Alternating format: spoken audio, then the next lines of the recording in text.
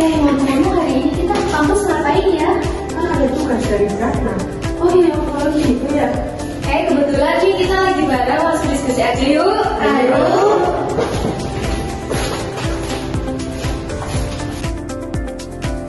Teman-teman, kalian udah tahu mengenai teknologi nggak?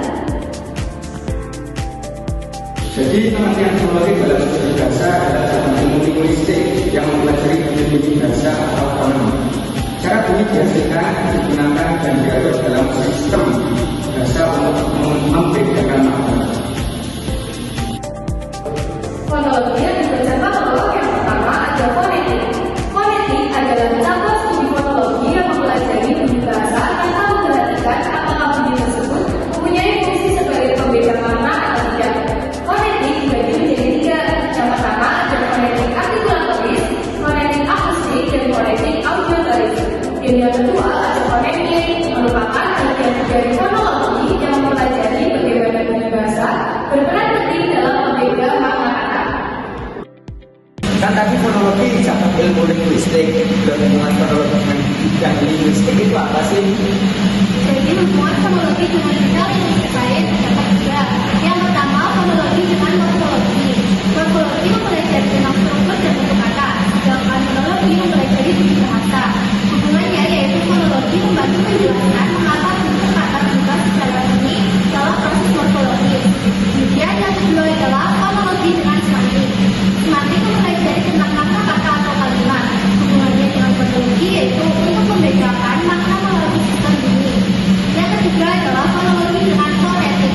Fonetik mempelajari tentang bunyi bahasa secara fisik, sementara fonologi mempelajari bunyi dalam bahasa untuk membedakan makna. Hubungannya, fonetik menyediakan data tentang bunyi, dan fonologi menganalisis data bagaimana bunyi-bunyi tersebut bekerja dalam bahasa. Selain hubungan fonologi dengan bidang linguistik lain, ada juga loh hubungan dengan bidang luar linguistik. Yang pertama, pendidikan. Fonologi sangat penting dalam pendidikan bahasa untuk memastikan penguasaan pelafalan dan pemaknaan kata oleh pembelajar. Yang kedua, klinis. Fonologi khususnya fonetik memberikan dasar untuk penanganan dan diagnosis gangguan bicara dan pendengaran pada anak. Ini hubungan fonologi. Fonologi adalah bagian dari ilmu bahasa yang fokus pada sistem bunyi dan suatu bahasa. Sedangkan fonetik fokus pada bunyi bahasa secara lebih umum. Memahami fonologi membantu mengerti bagaimana bunyi tersebut berperan dalam membentuk dan membedakan makna, serta bagaimana mereka berinteraksi dengan komponen bahasa lainnya. Yaitu memahami struktur bahasa, menjelaskan bagaimana bunyi dalam suatu bahasa terorganisasi dan diatur. Yang kedua, menganalisis pola bunyi, mengidentifikasi unit bunyi, fonem dan alofon yang digunakan dalam bahasa dan pola yang berbentuk dari bunyi tersebut. Yang ketiga, menjelaskan fungsi bunyi, menjelaskan bagaimana bunyi bahasa berperan dalam membentuk makna dan bahasa yang membedakan kata. Apa sih manfaat dari fonologi? Manfaat dari fonologi yang pertama, memahami sistem bunyi bahasa.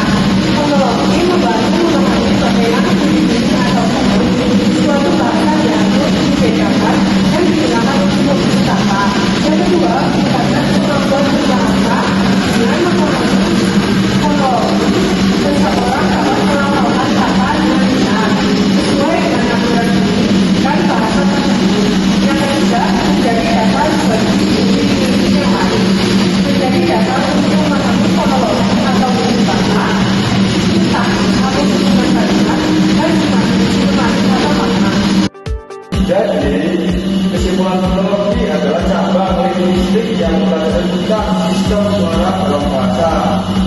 struktur, distribusi, dan realisasi suara-suara bahasa.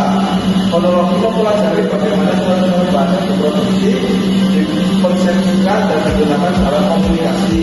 Dengan demikian, fonologi merupakan fondasi penting dalam studi bahasa karena membantu kita memahami bagaimana bahasa digunakan sebagai alat komunikasi yang efektif. Berikut adalah materi tentang fonologi dalam studi bahasa. Kalau kalian mau tahu lebih tentang materi tersebut, langsung aja join ke kampus STIN Taman Siswa Banjarnegara. Di sini juga banyak beasiswa, terutama beasiswa itu kuliah. Yuk langsung aja join ke kampus STIN Taman Siswa Banjarnegara. Do you ever wake up and you say, I don't want to do it today? I fight against my mind. Yes, sometimes it's happened. We are all human beings. We are not happy every day. It's normal. It's part of us. What do you do to overcome that? I fight against that. You know, it's the big challenge. It's when you're not willing to do something, but you have to do it.